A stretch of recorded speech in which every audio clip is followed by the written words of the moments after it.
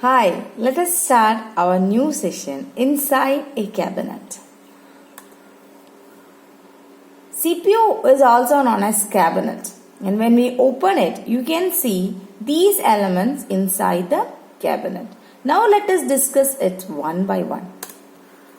These are the components that we find inside the CPU: motherboard, fan, RAM, processor, SMPS, hard disk, DVD drive, bus cables, and so many things.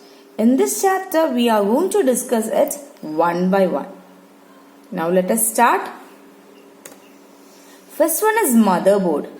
Motherboard, which is also known as main circuit board, which is used to connect or which helps to connect all the parts of a computer.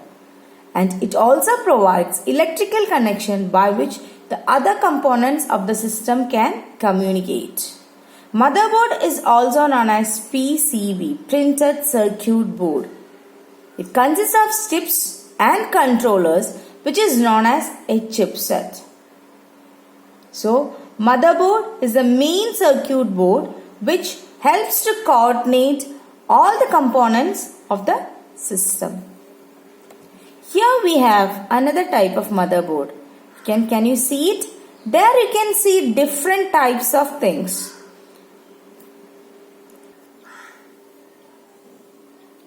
Here you have slots where you can insert external cards. This is the socket where motherboard is kept.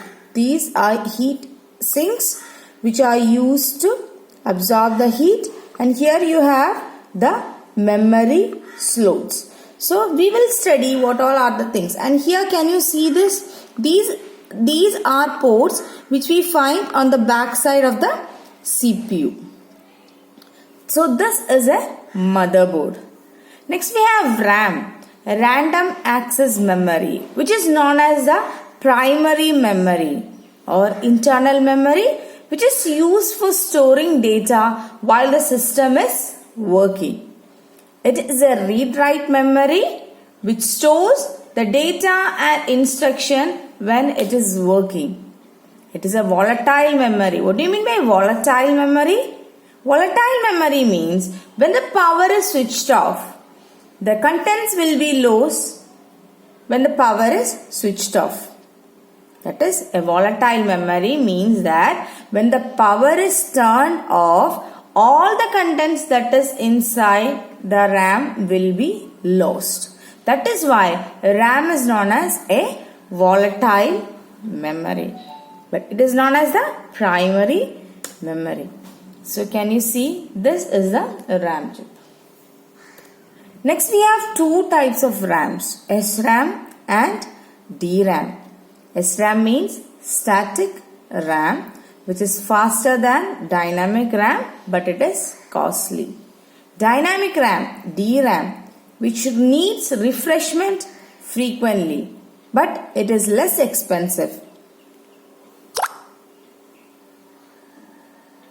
Next we have microprocessors. Microprocessors are electric component that is used to do its work. That is, a computer does its work with the help of a microprocessor, which is commonly known as processors. Processor incorporates the functions of the computers on a single integrated circuit, ICs. It is a programmable multi-purpose silicon chip which accepts digital data as input, process it according to the instruction, and provide the output to the users. So processors which does the functions or which does the job in the CPU accepts the data as digital data and process it according to the instruction that is given by the user, and the output is given through the output device. That's all for today. Thank you.